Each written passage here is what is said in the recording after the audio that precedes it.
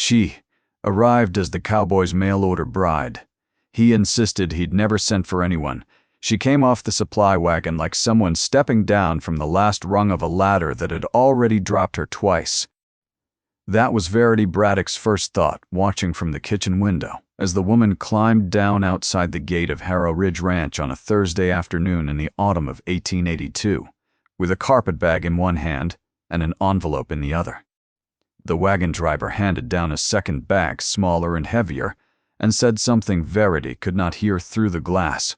The woman nodded, and the driver looked at her, and then looked at the house, and then looked back at her with the expression of a man who suspects he has delivered someone to the wrong address, but has decided it is no longer his concern. He clicked the mules forward, and the wagon groaned on toward the north road, and the woman stood alone at the gate in the Wyoming wind, with dust settling on her skirt, and her hair starting to lose its argument with the pins holding it. She was not young, in the way that young means untouched. She was perhaps 25, perhaps a year on either side, with the kind of face that had been made for smiling, and had recently forgotten how. Her dress was clean, but had been mended in 3 places that Verity could count from the window, and a 4th that she would find later at the left cuff, where the stitching was so fine it was nearly invisible. The work of someone who understood that the quality of a repair tells you everything about the person who made it. Her boots were good, or had been good a long time ago, and had been maintained by someone who believed that taking care of what you have is not a luxury, but a discipline. They were scuffed at the toes, and the left sole was beginning to separate, but they were oiled and the laces were new. She did not look desperate. That was the thing that made Verity set down her coffee and lean closer to the glass. The woman did not have the hunted, flickering quality of someone fleeing something. She had the stillness of someone arriving. The very specific posture of a person who has traveled a long way and is now standing exactly where she intended to stand, however uncertain the ground beneath her might be. The woman looked at the house. She looked at the barn with its south-facing wall where the boards had gone silver in the weather, and one hinge on the main door hung at an angle that suggested it had been meaning to fail for months, and nobody had contradicted it. She looked at the corral where 3 horses stood with their heads down and their ribs showing more than they should have this late in the season when the grass had been good. She looked at all of this with the careful, measuring attention of someone who is reading a place the way you read a letter. Not just the words, but the spaces between the words, the things the writer chose not to say. Then she straightened her shoulders, picked up both bags, and walked toward the door. From the corner stall of the barn, a mule named Bishop watched her cross the yard. Bishop was 17 years old, stood 14 hands, had the coloring of a February storm cloud, and held firm opinions about everything that moved through his field of vision, most of them unfavorable. He had bitten 2 farriers, kicked a fence post clean through its base, and once refused to move for 11 consecutive hours during a cattle drive because something about the direction of the wind offended him. He was, by any reasonable measure, the most difficult animal in the Wyoming Territory. Bishop watched the woman walk past. He did not pin his ears. He did not swing his head away. He watched her with both ears forward, which Verity had seen him do exactly 4 times in 17 years, and 2 of those times had been for food. Something in Verity Braddock's chest shifted, a feeling she did not yet have a name for, something between recognition and warning. Behind her, she heard the heavy scrape of her son's chair, pushing back from the table in the next room. He had seen the wagon, too. "Who is that?" Lawrence said from the doorway. Verity did not answer right away. She watched the woman set down her bags at the bottom of the porch steps and paused to tuck one loose strand of hair behind her ear before she knocked. A small gesture, automatic. The kind of thing a woman does when she is about to meet someone who matters and wants to arrive as herself, not as the road made her. "I don't know," Verity said, "but Bishop likes her." "That won't help," Lawrence said, and walked toward the door. The Harrow Ridge Ranch sat on 640 acres of mixed grass and timber at the foot of the Absaroka Range, 12 miles north of a town called Oxbow Bend, that had a post office, a general store, a church that doubled as a courtroom on Wednesdays, and the quiet, wind-blown stubbornness of a place that continued to exist, mostly because nobody had gotten around to telling it not to. Lorne Braddock's father, Asa Braddock, had claimed the land in 1859, when Wyoming was still unorganized territory, and the nearest neighbor was a 2-hour ride, and the nearest doctor was a prayer. Asa had built the house with timber he felled and dragged himself, and the barn with stone he hauled from the creek bed, and the corrals with cedar posts that he split by hand in the winters when the ground was too frozen to work. He had done this for 23 years, and then he had died in the spring of 1880, not from any dramatic catastrophe, but from the accumulated cost of 23 years of doing everything himself. His heart had simply stopped one morning between the barn and the house, as if his body had finally presented the bill for all that labor and found the account empty. He left the ranch to his only son. Lorne Braddock was 29 years old. He had his father's hands and his father's silence and his father's habit of looking at a problem for a long time before speaking about it, which people sometimes mistook for slowness, but which was actually the opposite. He had been working this land beside his father since he could carry a fence post, and he knew every acre of it by feel, in the dark, without thinking. He also had, or had once had, a wife. Her name was Sylvie. She had come to Oxbow Bend in 1878 as a seamstress, and Lorne had courted her with the awkward, earnest persistence of a man who is better with animals than with words. They married in the spring of 1879, and she had come to Harrow Ridge and filled it with things it had never contained before. The sound of someone humming while they work, which is the sound of a person who is content in the place where they are.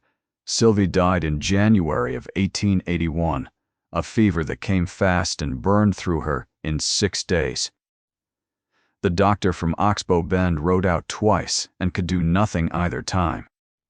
Lorne sat beside her for all 6 days, and on the 7th day he buried her on the hill behind the barn next to his father, and he did not speak for 2 weeks afterward.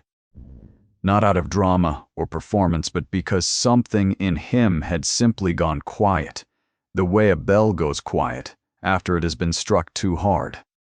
Verity had come from her sister's house in Cheyenne 3 weeks after Sylvie's death, intending to stay a month. That had been 20 months ago.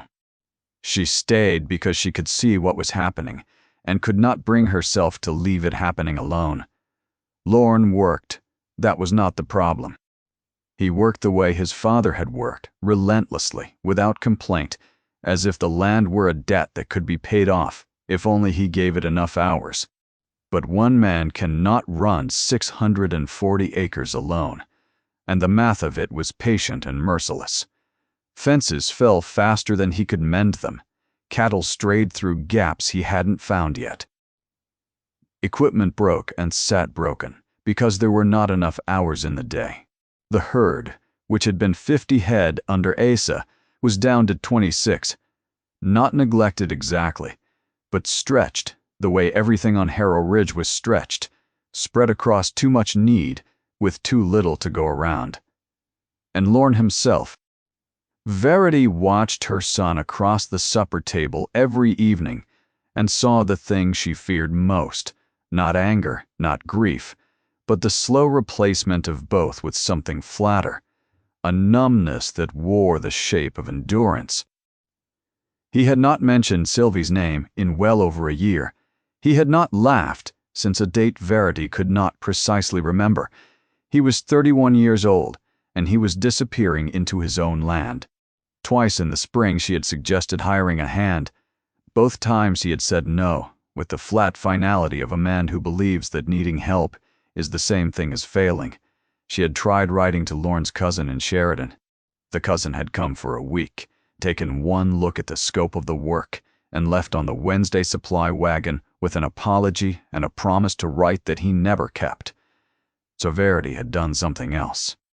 Something she had not told Lorne about.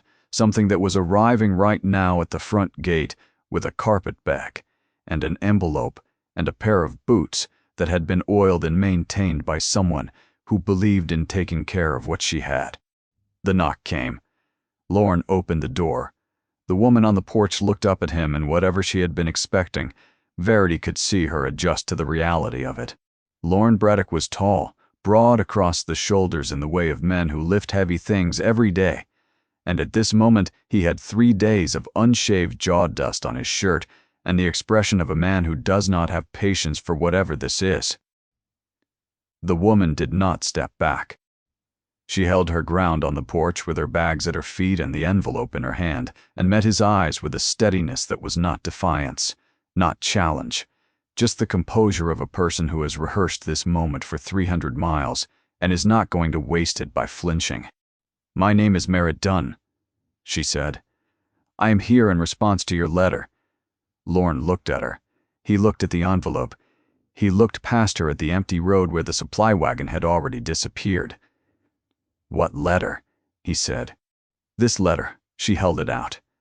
Lorne took it the way a man takes something he does not expect to understand. He unfolded it. He read it. Verity, standing behind him in the hallway, watched his face change, in the small, real way that a person's face changes when they encounter something that does not fit anywhere in their understanding of how the day was supposed to go. "I didn't write this," he said.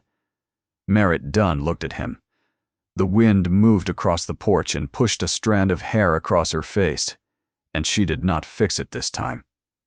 "It was posted from Oxbow Bend," she said. "It references this ranch by name. It describes the property, the acreage, the situation. It was posted in response to my advertisement in the Rocky Mountain Herald." She said this without embarrassment, without apology, with the straightforward clarity of someone who has decided that the truth is less expensive than the effort of decorating it. "I am a widow. My husband died 2 years ago in Bozeman. I lost our home shortly after. I have been teaching school and taking in mending and doing what I can, but what I can do is not enough to build anything permanent. So I placed an advertisement, and I received this letter.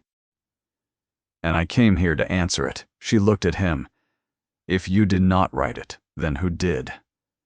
The silence that followed was the kind that fills a room even when the room is a porch and the ceiling is the Wyoming sky. He looked at his mother. Verity Braddock was 61 years old. She had raised a son and buried a husband, and traveled 200 miles on a freight wagon to hold together a household that was coming apart at the seams. She had church hands and a churchwoman's posture, and at this moment she had the expression of a person who has been caught doing something they fully intend to defend. "Ma," Lorne said. It was one syllable. It contained an entire conversation. "I wrote it," Verity said. She did not look away from her son. She did not apologize. She stood in the hallway with her hands folded and her chin level, and the absolute immovable certainty of a woman who has watched the situation long enough and has decided to act. Lorne's jaw tightened. A muscle moved in his cheek. He turned back to Merritt Dunn, who was standing on the porch with the expression of a woman who has just discovered that the ground she came all this way to stand on is not the ground she thought it was. "Miss Dunn," he said, and his voice was controlled in the way that voices are controlled when the alternative is something louder. "I am sorry you have come all this way.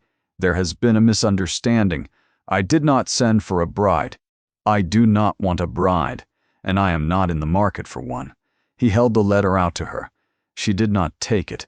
Instead, she looked past him, over his shoulder, down the hallway and through the kitchen window to the view beyond. The barn with its broken hinge, the corral with the thin horses, the south pasture where the fence line sagged visibly even from this distance. "Mr. Braddock," she said, and her voice was calm and carried no anger and no pleading, only the quiet weight of a woman who has learned to say hard things, simply. "I have spent the last of my savings on the wagon fare. I have no return passage and no one waiting for me in Bozeman, and nothing to go back to if I did." She paused. She looked at him directly. "I am not asking you to marry me," she said. "I am asking you to let me stay the night. In the morning, if you still want me gone, I will walk to Oxbow Bend and find my own way. But I have been on that wagon for 4 days, and I have not eaten since yesterday morning, and it will be dark in 2 hours." From behind Lorne, Verity said nothing. She did not need to. 61 years of life had taught her that some arguments are won not by the person who speaks, but by the person who waits. Lorne Braddock stood in his own doorway and looked at Merritt Dunn, and Merritt Dunn stood on his porch and looked back at him. And the afternoon light came down through the Absaroka peaks and lay across both of them like a question that neither of them was ready to answer. From the barn, Bishop the mule watched the entire exchange with both ears forward. "One night," Lorne said finally. He stepped aside. "One night. Then we talk about this in the morning." Merritt picked up her bags. "Thank you," she said, and walked into the house. She did not look relieved. She did not look grateful in the way that grateful means diminished. She looked like a woman who had been given exactly what she asked for and nothing more, and understood the difference. Behind her, still standing in the hallway, Verity Braddock permitted herself the smallest expression. Not a smile. Something closer to the look a woman gets when the first card in a very long hand has fallen the right way and she knows better than to celebrate before the game is over.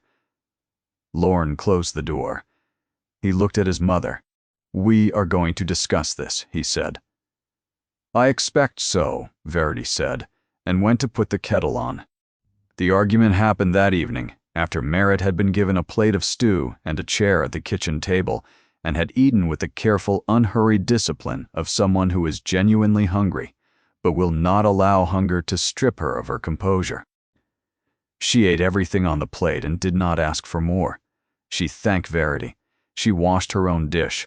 Then she asked where she should sleep, and Verity showed her to the small room at the back of the house that had once been used for storage and now held a narrow bed and a washstand, and a window that looked out toward the hill behind the barn, where 2 wooden markers stood against the sky. Merritt looked at the markers for a moment. She did not ask about them. She set her bags down and said good night, and closed the door, and Verity heard nothing else from the room for the rest of the evening. Just silence. The silence of someone who has learned to be still with uncertainty, because uncertainty is all she has had for a long time. Lorne was waiting in the kitchen. He had not touched his stew.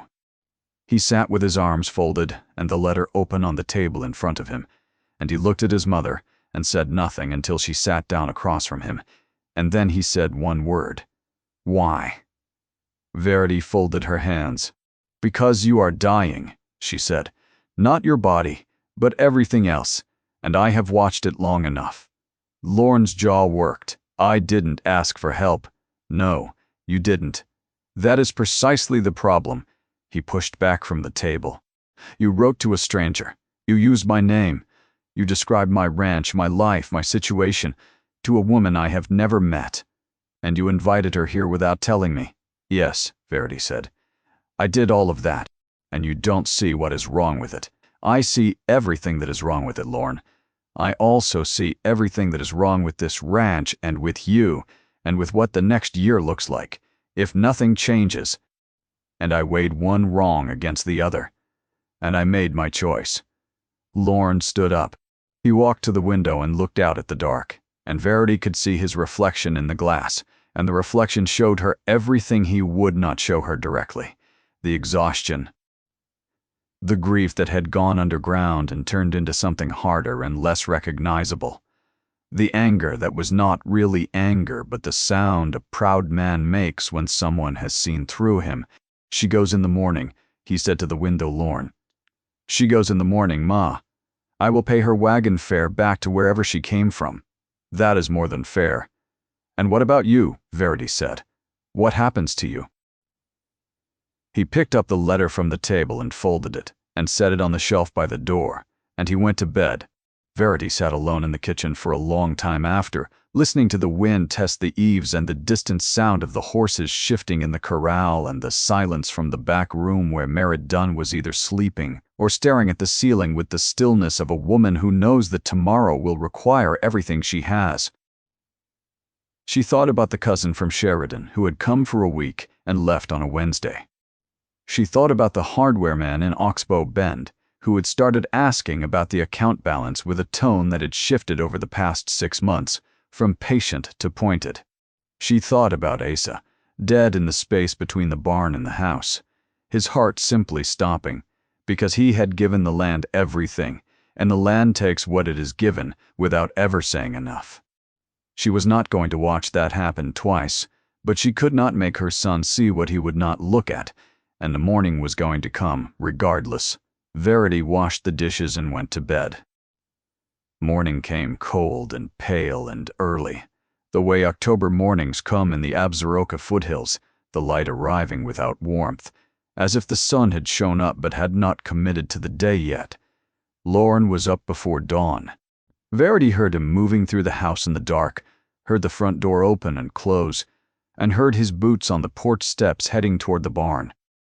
The sounds of a man beginning the day's work the same way he began every day's work, alone. Merritt's door was open when Verity passed it. The bed was made, the bags packed and standing together by the washstand. The room looked exactly as it had before Merritt arrived, as if she had passed through it without leaving a mark. Merritt was on the porch. She had her coat on and her bags at her feet, and she was looking at the mountains the way people look at things they want to remember. Not studying them, just letting them in. "You don't have to wait out here," Verity said. "It is cold. Come inside and have coffee at least." Merritt shook her head. "Your son was clear. I don't want to be in his house when he comes to tell me to leave. It's easier for both of us if I am already standing." Something about the way she said it made Verity's chest ache. Not the words, but the practice behind them. The fluency of a woman who has been in this position before, standing with her bags packed, ready to go. Who has learned that the graceful exit is a skill, and has gotten good at it out of necessity. Verity opened her mouth to say something, and then closed it again, because from the barn came a sound. A low, guttural, straining noise that started deep and climbed and broke off, and started again. The sound of an animal in hard distress. Merritt's head turned. Her whole body changed. Her chin came up. Her weight shifted forward. Her eyes locked on the barn with the instant sharpening of someone who works with animals, the way everything non-essential falls away, and the body begins to move before the mind has finished deciding. "That is a mare," Merritt said. "She is in labor, and something is wrong." She was off the porch and crossing the yard before Verity could respond. She left her bags where they stood. She did not ask permission. Verity followed her as quickly as 61-year-old knees would allow. Inside the barn, the air was close and warm and smelled of hay and animal heat, and the sharp, iron undertone of blood. In the second stall on the right, a chestnut mare named Paloma was down on her side, her neck dark with sweat, her breathing coming in harsh, shallow bursts that fogged the cold air. Her belly was huge and tight, and the muscles along her flank were contracting in visible waves that moved across her body and produced nothing. Lorne was in the stall with her. He was on his knees beside her hindquarters, his sleeves rolled up and his face white. "The foal is turned," Lorne said without looking up. He said it to no one and everyone, the way a person speaks when they are past the point of pride. "It is coming sideways, and I cannot get it repositioned and hold her steady at the same time, and I have been at this for 20 minutes, and she is running out of strength." Merritt was already taking off her coat. She draped it over the stall door and rolled her sleeves to the elbow, and knelt down beside the mare's head and put both hands on the animal's neck and began to speak. Not words exactly. A low, continuous sound that was somewhere between humming and murmuring, a vibration more than a voice, steady and rhythmic and calibrated to the mare's breathing. Paloma's wild eye rolled toward her. The mare's neck muscles, rigid and trembling with panic, loosened by 1 degree, then another. Merritt looked at Lorne across the length of the mare's body. She looked at him the way a person looks at someone they are about to work with, not the way a stranger looks at a man who told her to leave. I can feel the position from here, she said. One foreleg is tucked back and the other is crossing over the head. You need to push the head back first and then find the tucked leg and bring it forward. If you try to pull without correcting the leg, you will tear her and lose them both. Lorne stared at her. Who you are, he said. And it was not the question he had asked yesterday, but a different one entirely. I grew up on a foaling farm in the Gallatin Valley, Merritt said. I have done this more times than I can count. Now push the head back and give me room to talk her through it, because she is going to fight the next contraction, and if she fights it wrong, the foal's shoulder will lock, and we will run out of time. What followed took 43 minutes. Verity knew because she stood at the stall door and watched the entire thing, and somewhere in the middle of it she found herself counting her own breaths, which is what she did when she was praying without wanting to call it that. Lorne worked at the mare's hindquarters with the grim, focused effort of a man doing something that requires strength and precision in equal measure. And those two things do not naturally cooperate when the animal beneath your hands is 1,000 pounds of frightened muscle contracting against you. He pushed the foal's head back. He found the tucked foreleg. He worked it forward with his fingers, while the mare groaned and strained, and Merritt held her steady. Merritt did not move from the mare's head. She kept that low, continuous sound going without a break, adjusting it when the mare's breathing changed, dropping it lower when a contraction hit. She was reading the animal the way a musician reads a room, calibrating everything to keep the mare on the near side of panic. Twice Paloma tried to lunge up. Both times Merritt leaned into her neck and brought her back down, with a combination of weight and voice that looked effortless and was not. The second time, the mare's rear hooves kicked out and caught the stall wall hard enough to crack a board, and Merritt did not flinch, did not pull back, just kept her hands where they were, and looked at the mare with the steady, immovable patience of someone who has decided that she is not leaving the stall until this is finished. You are almost there, she said to Lorne. She said it without turning around because she could feel it through the animal between them, the shift in the mare's body, the change in the contractions. Lorne pulled. The foal came. It came in a rush of fluid and membrane, both forelegs extended, now the head tucked between them, the whole slick bundle of new life sliding out onto the straw with the graceless, beautiful urgency of something arriving in the world on its own schedule and nobody else's. The foal was a filly. She was dark, almost black, with a white blaze down her face that looked like someone had drawn it there with a brush. She lay in the straw for a moment, stunned by the sudden enormity of existing, and then she snorted and shook her head, and began the ancient, wobbling negotiation of figuring out where her legs were and what they were for. Paloma lifted her head. She looked at her foal with the glazed, exhausted, absoluted tension of a mother seeing her child for the first time. Then she looked at Merritt, who was still kneeling beside her, still touching her neck, and she pressed her nose against Merritt's forearm and held it there. Merritt closed her eyes, just for a moment. And in that moment, Verity saw something cross the woman's face that was not pride and not relief, but something older and harder to name. The look of a person who has just been useful in a way that mattered and who has not felt that in a long time. Then she opened her eyes, and she was all business again. She checked the mare's breathing, examined the afterbirth, and cleared a small piece of membrane from the filly's nose. She is going to need warm water and mash in about an hour, Merritt said to Lorne. Let her rest first and let the filly try to nurse. She stood up. Her dress was ruined. There was blood on her arms to the elbow, and straw in her hair, and she was not thinking about how she looked, because how she looked was the least important thing in the barn. Lorne was still on his knees beside the foal. He was looking at Merritt. Verity watched her son's face and saw something rearrange itself, not dramatically, but in the slower, more honest way of a man who has just been shown something he cannot pretend he did not see. Your hands, he said. You have done this before. It was not a question. My father bred horses in the Gallatin Valley for 22 years, Merritt said. I was pulling foals before I could saddle a horse by myself. I also know cattle. I know fencing. I know how to keep books and manage accounts and calculate feed costs against projected yield, because my father could do everything with a horse except arithmetic, so I learned to do it for him. She said this without boasting. She said it as a statement of fact offered to someone who needed to hear it, the way a person states their name or their trade, as something that simply is and requires no decoration.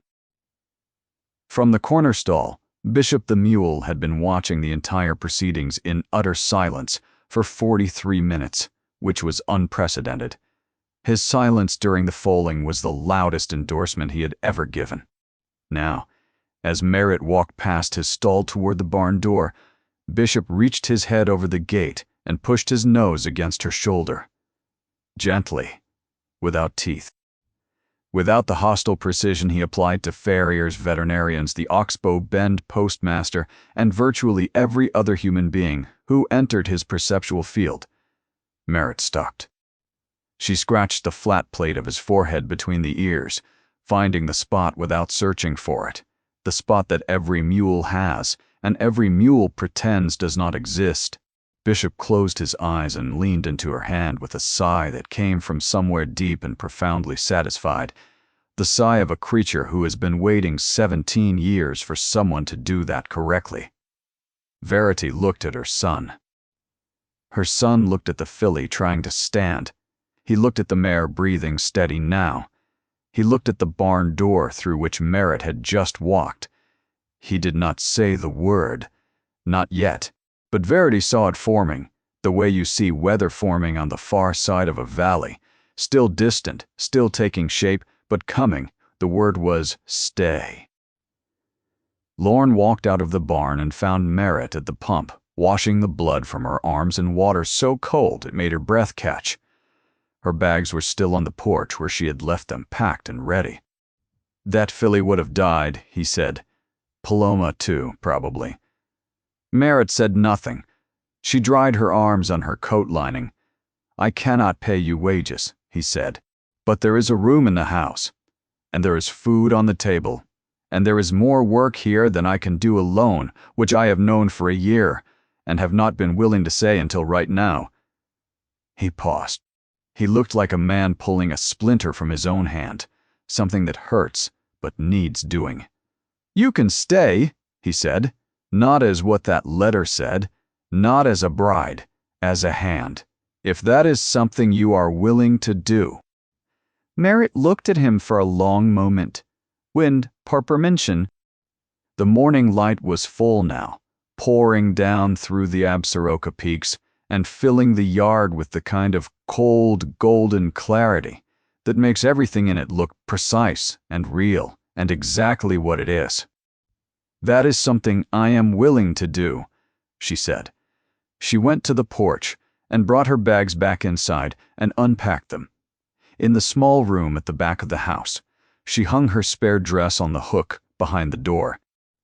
She placed her comb and her mirror on the washstand. She set a small, worn book on the bed, the only one she owned, and she left the window curtain open so the light came in. Small acts. The acts of a person who is not passing through, but settling in. In the weeks that followed, Merritt Dunn proved herself in the way that certain people prove themselves, not with declarations or performances or any single act designed to impress, but through the steady, unrelenting accumulation of things done right. She started with the horses. She checked every animal in the corral on her first full morning, running her hands down legs, checking hooves, examining teeth with the practiced confidence of someone for whom this is not an inspection but a conversation. She found thrush in the left rear hoof of the gray gelding and treated it with a poultice she mixed herself. She found the bay mare favoring her right shoulder and worked the muscle with her hands every morning for a week until the stiffness loosened. She did not ask Lorne's permission for any of this. She simply saw what needed doing and did it, and by the time Lorne noticed, the horses looked different, they stood differently. Their coats had a sheen that had not been there a month ago, the visible difference between animals that are maintained and animals that are tended to. Then she turned to the fences. She walked the entire perimeter of the south and east pastures in a single day, carrying a spool of wire and a pair of pliers and a pocketful of staples. She mended 14 breaks. She reinforced 6 posts that had gone soft at the base. She replaced a full section of wire along the creek bottom, where the spring floods had pulled it loose and nobody had gotten to it because there was always something more urgent. Lorne saw the fences on his evening ride and said nothing, but the next morning he left a second pair of pliers on the porch railing where she would find them, and Merritt took them without comment, and this was how they communicated in those early weeks. Not with words, but with tools left in places and small adjustments to the daily rhythm that acknowledged the other person's presence without making a production of it. It was the account books that changed things. Verity had been managing the household money with the grim improvisation of a woman who had never been taught arithmetic, but had learned it out of necessity and under pressure. The ranch ledger was a document of quiet desperation, columns that did not add up, debts carried forward from one page to the next like a weight that never got lighter. One evening, Merritt asked if she could look at the books. Verity looked at Lorne. Lorne said nothing, which Verity interpreted correctly as permission. Merritt sat at the kitchen table with a ledger and a pencil and did not speak for 2 hours. When she was finished, she had reorganized the entire accounting system onto fresh pages. She had identified 3 places where the ranch was losing money to inefficiency rather than bad luck. Feed purchased at retail when a seasonal contract would save nearly 18%, cattle sold individually when grouped lots brought a higher per-head return, and a standing hardware account accruing undisclosed interest. She presented this to Lorne the next morning without framing it as criticism. She laid the pages on the table and said, "Here is where the money is going. Here is where it does not need to go. And here is what the difference looks like over 12 months. Lorne looked at the numbers for a long time. Verity watched his face and saw something she had not seen in over a year. Not hope, exactly. Something before hope. The faintest recognition that the future might contain something other than the slow diminishment of the present.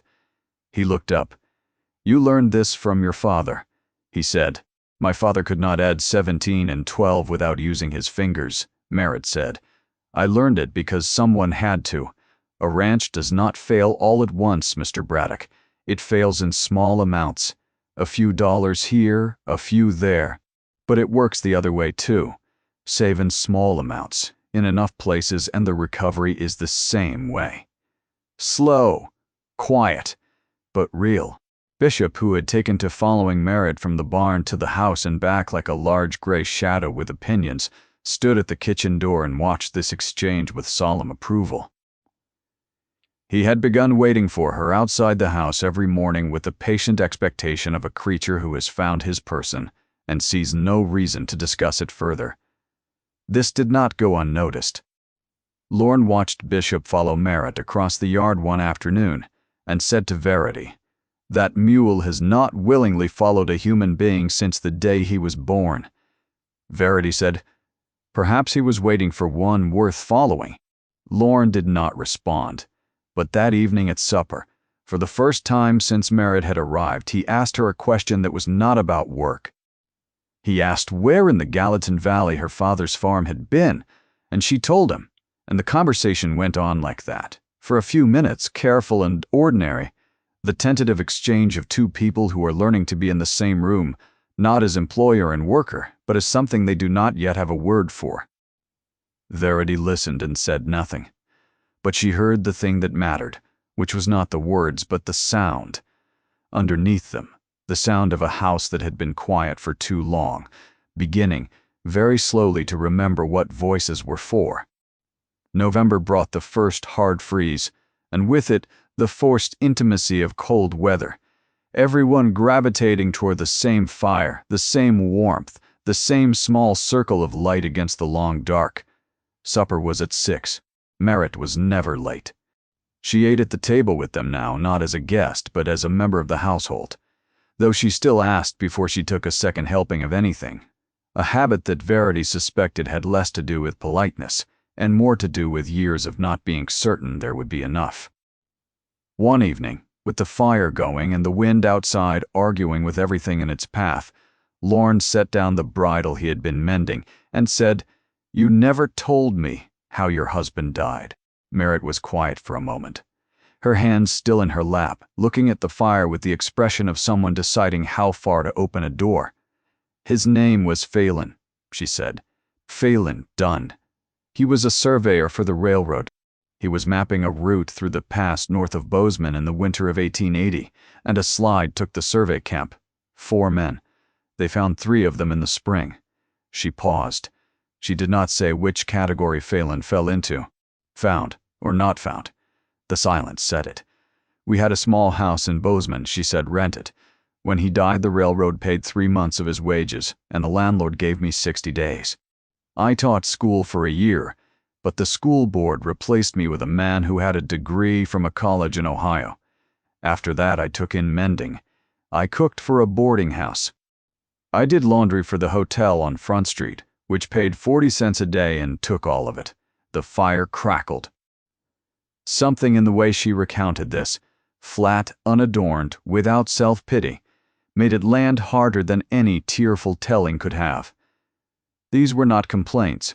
They were coordinates, points on a map that traced the route from where she had been to where she was now.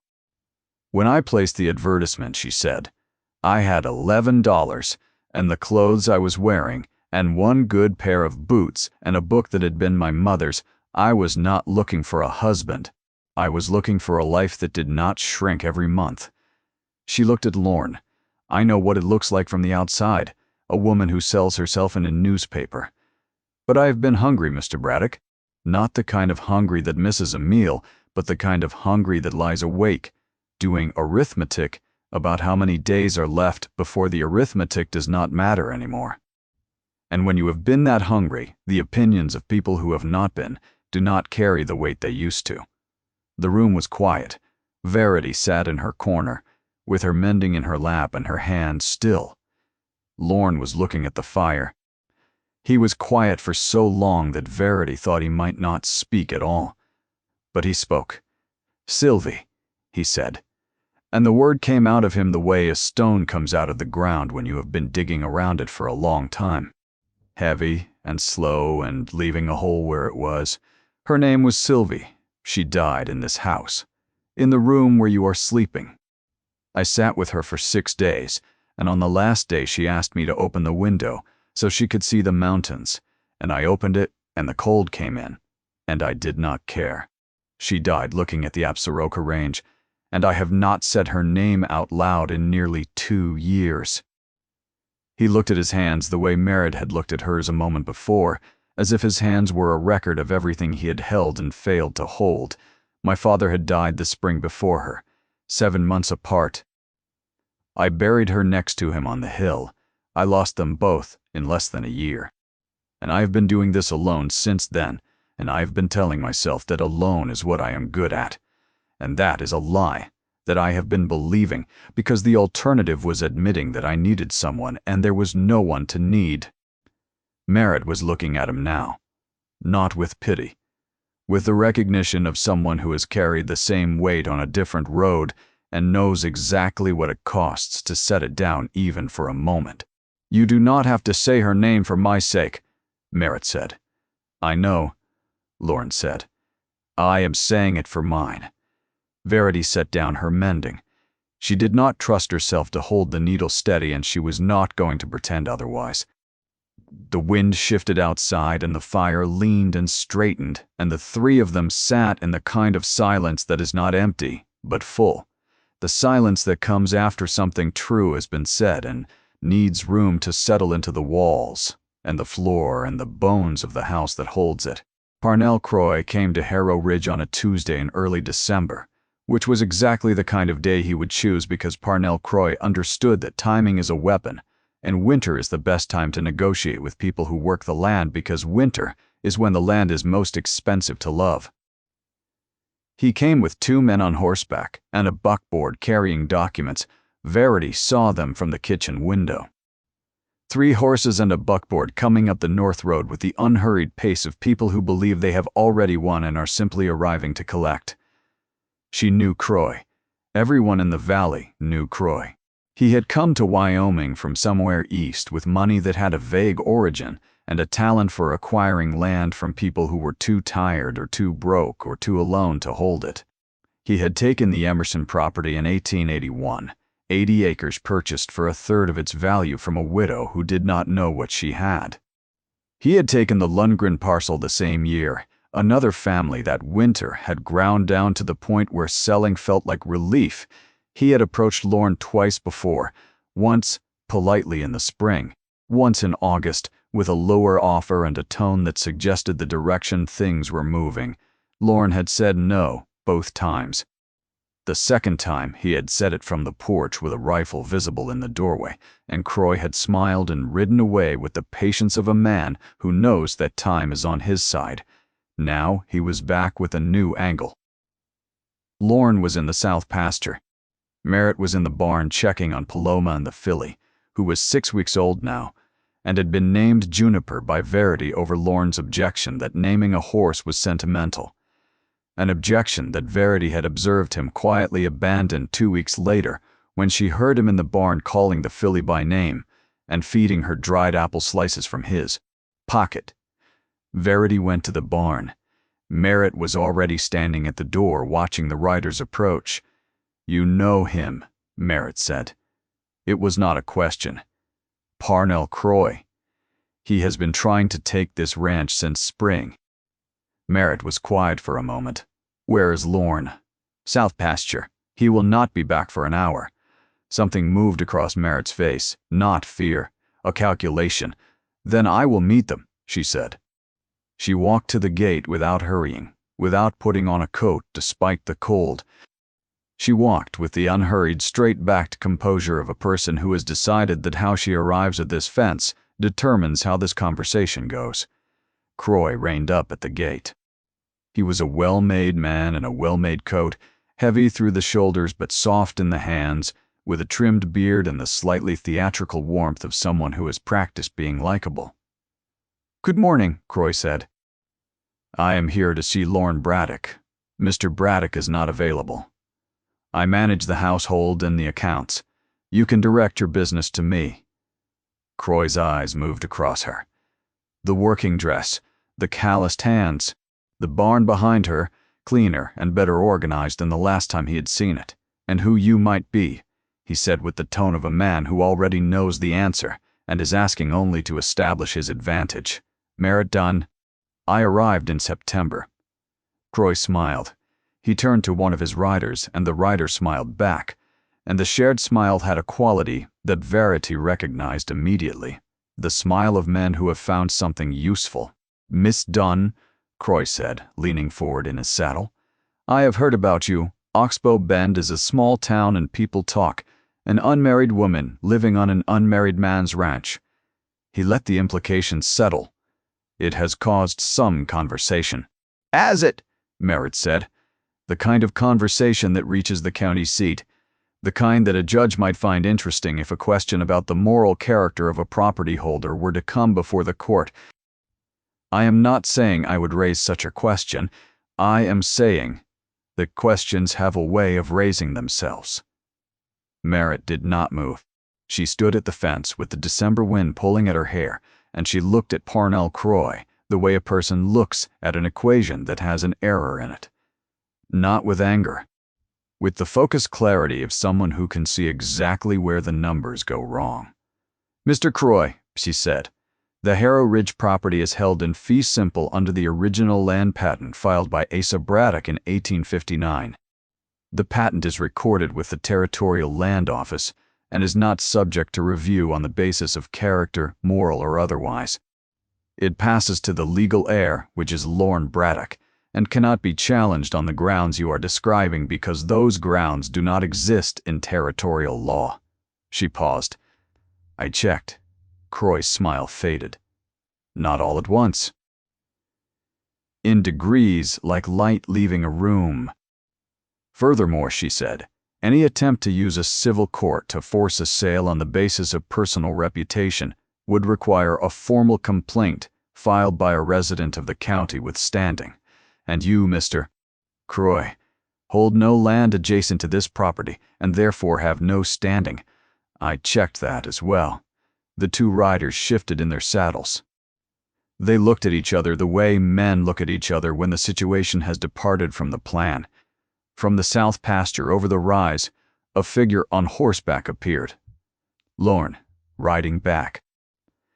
He was too far away to have heard anything, but he could see the horses at the gate, and Verity watched him kick his horse from a walk into a canter. Merritt saw him too. She kept her eyes on Croy.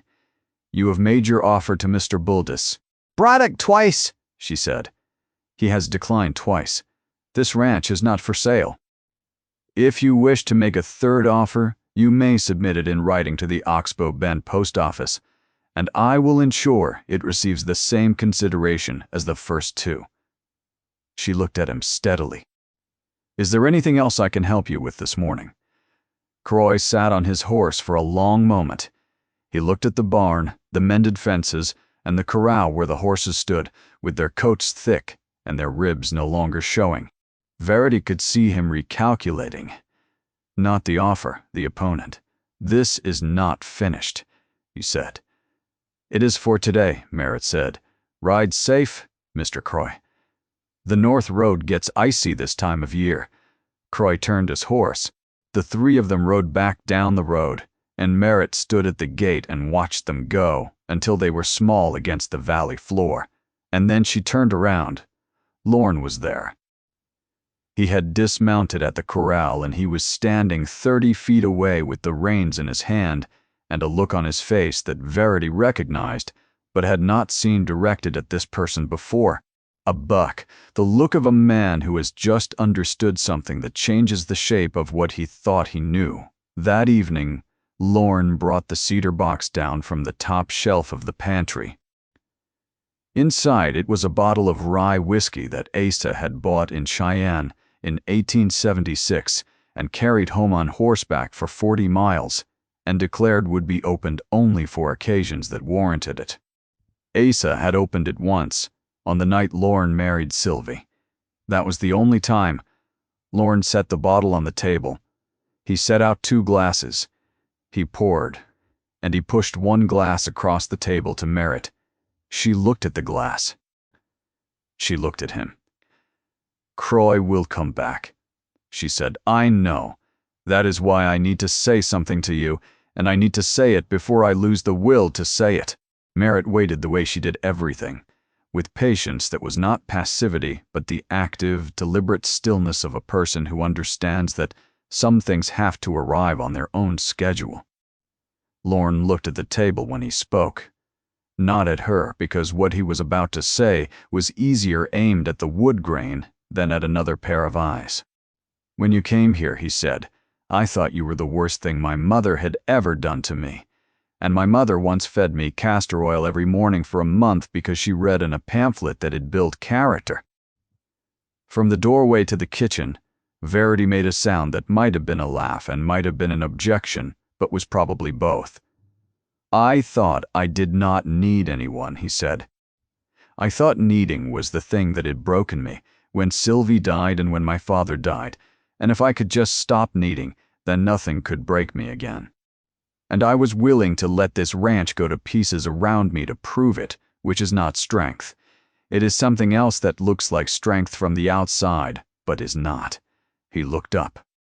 And today, you stood at my fence and you turned that man away with nothing but words. Words I did not have and would not have thought to find. And I understood something standing in that yard, watching you. What? Merritt said. Her voice was very quiet. That my mother was right, Lorne said. Something shifted in his face, the faintest fracture in the wall he had been building for 2 years. I needed someone. And I am not good at needing, but I am trying to learn. He put both hands flat on the table. Croy will use the fact that you are here against us.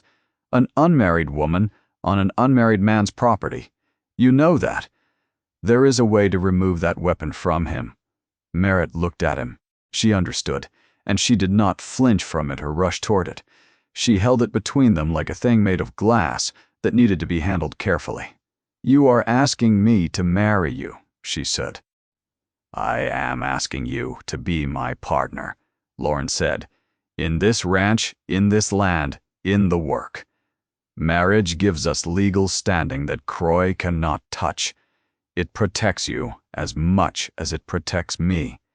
He stopped. He started again more carefully, as if the next words cost him something. "I am not saying I love you," he said. "It would not be honest to say that. What I am saying is that I respect you, and that I trust you, which I have not said about another person since the last person I said it about died in the room where you sleep, and that I believe something could be built here that neither of us could build alone." He looked at her. "If that is enough for now, then I am asking." The fire moved in the grate. Verity stood in the kitchen doorway and did not breathe. Merritt was quiet for a long moment. Her eyes were bright, but she did not look away, and she did not hide what was in them, because she was not the kind of person who hid true things.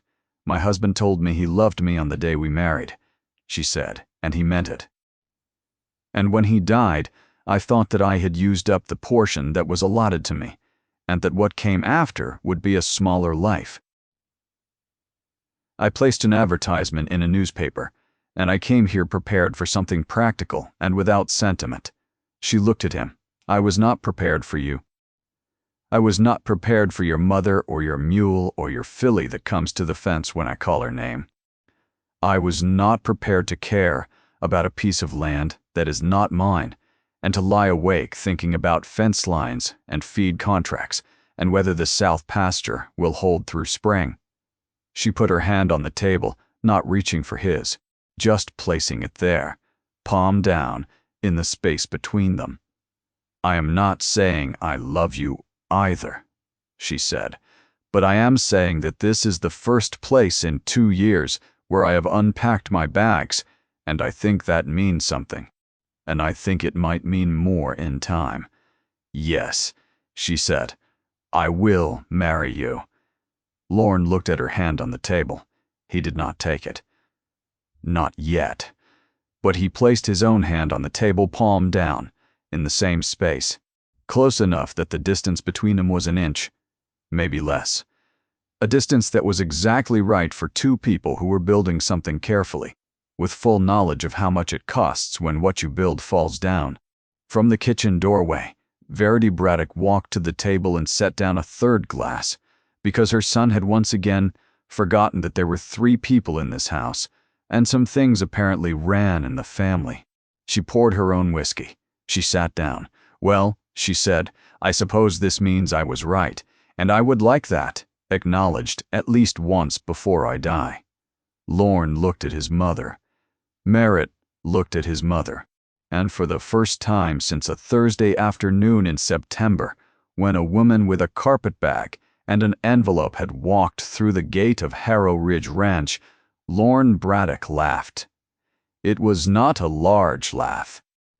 It was rusty and unpracticed, and it surprised him almost as much as it surprised the 2 women sitting at the table with him. But it was real. And Verity heard it and closed her eyes and held it in her chest the way you hold something precious that you have been waiting a very long time to receive. They married on a Wednesday in the church in Oxbow Bend that doubled as a courtroom, which Merritt found appropriate in a way she chose not to explain. The minister was a patient man named Eames who had performed 11 marriages and 6 funerals that year, and understood that the ratio between the 2 was the arithmetic of a frontier town. There were 4 witnesses: Verity, the postmaster, the woman who ran the general store, and Bishop, who had followed the wagon into town and stationed himself outside the church with the immovable dignity of a mule who has decided this is his post and he will not be leaving it. The marriage was recorded with the territorial clerk the same afternoon. Merritt handled the paperwork. She also filed an updated property declaration listing both names and a formal notice of partnership that she had drafted at the kitchen table the night before, using language she had learned from her father's land agent in the Gallatin Valley. A man who had once told her that the law is just words on paper, but the right words on the right paper can hold back a flood. Parnell Croy came back in January. He came with a lawyer from Cheyenne who wore a city coat and carried a leather case and looked at the Absaroka Range with the expression of a man who has been sent somewhere he did not wish to go. They found Merritt at the gate, Lorne at the barn door, Bishop positioned at the corner of the corral, ears forward, radiating disapproval at a frequency that seemed to physically discomfort the lawyer's horse. Croy did not dismount. He looked at Merritt from the saddle, reading the new fence posts along the property line, the fresh shingles on the barn roof, the cattle looking better than they had in 2 years, and above all, the plain gold band on the fourth finger of her left hand. "Mrs. Braddock," Croy said, and the word cost him something. "Mr. Croy," Merritt said. She held a folder of papers in her hand. They were organized and tabbed, and every one of them was a door closed against him. "The property is held jointly under territorial law by myself and my husband. The marriage is recorded with the county. The homestead improvements have been documented and filed. Our accounts are current, and our debts are resolved. If your attorney would like to review our filings, he is welcome to request copies from the territorial clerk in Cheyenne." The lawyer looked at Croy the way a man looks at someone who has brought him a long way to do a job that cannot be done.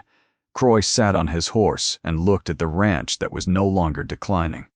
He looked at Lorne, who stood at the barn door with his arms folded, and the stillness of a man who is not worried because the person at the gate has given him the luxury of not needing to be.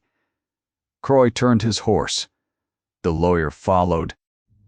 They rode back down the north road, and Merritt watched them go, and she did not feel triumph, because triumph was not what this was. This was simply a door being closed and locked by someone who understood.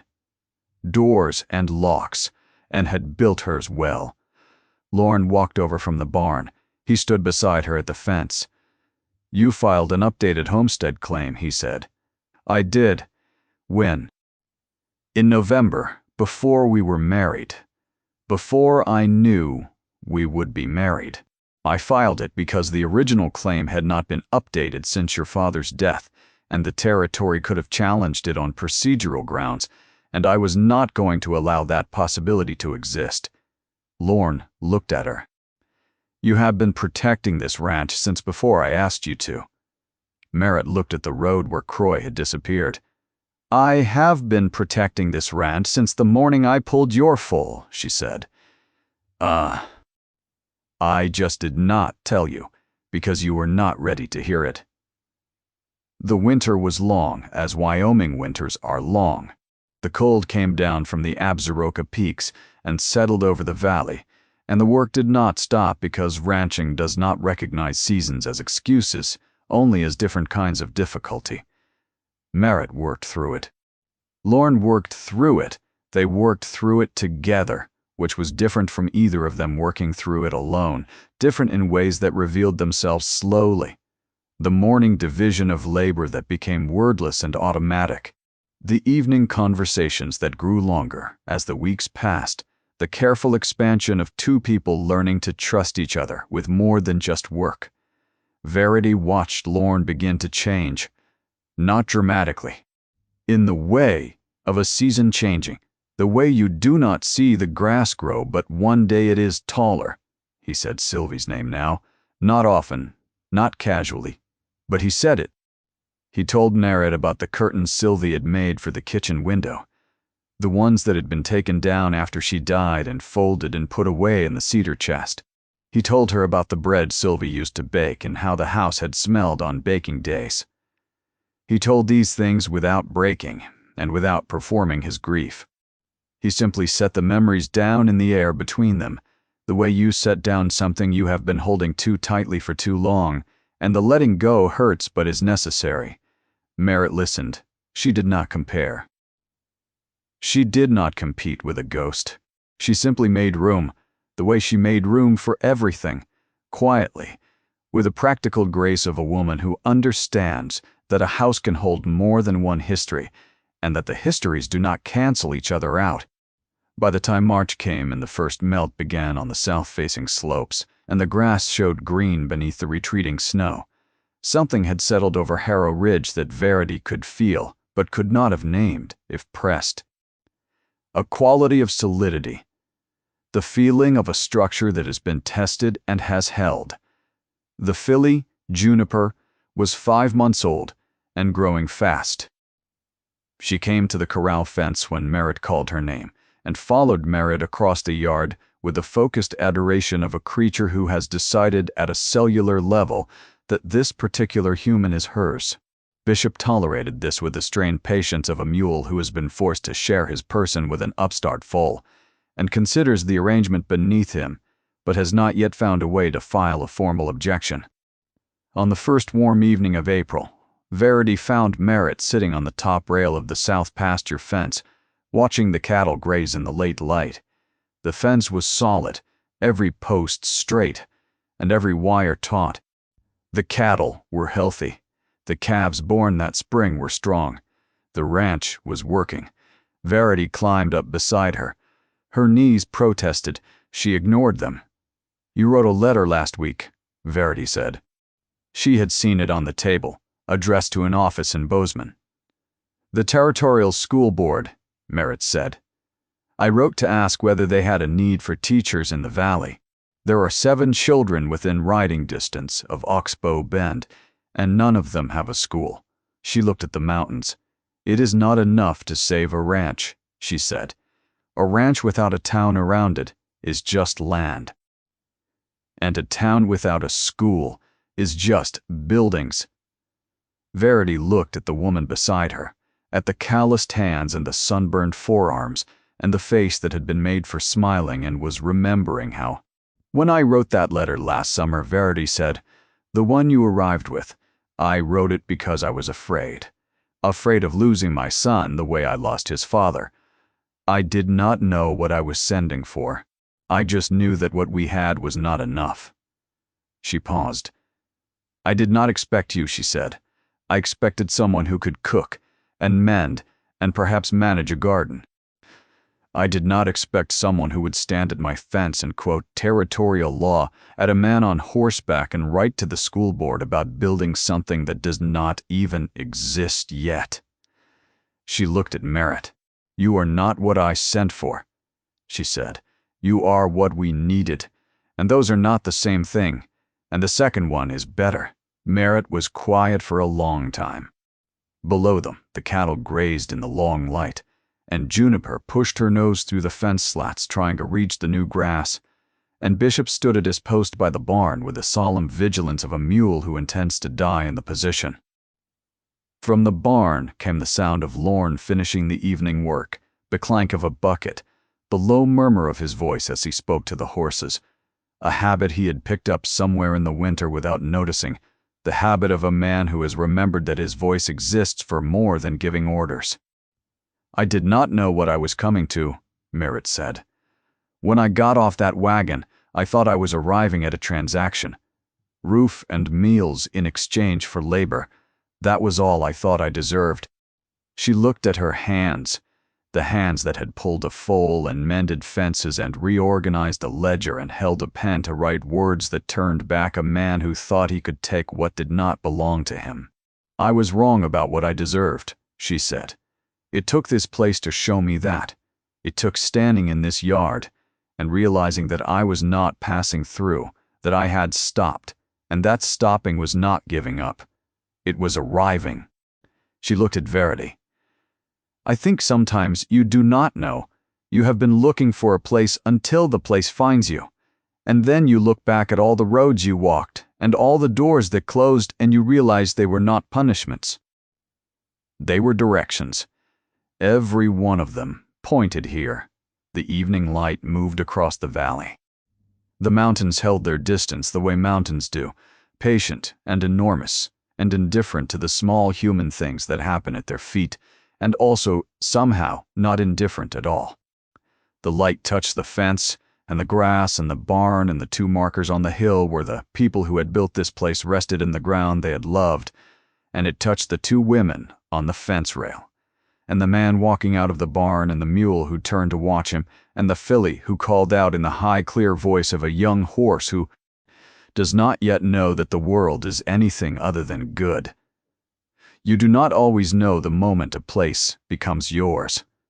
Sometimes you only know it looking back, but it becomes yours, and you become its, and that is not a transaction.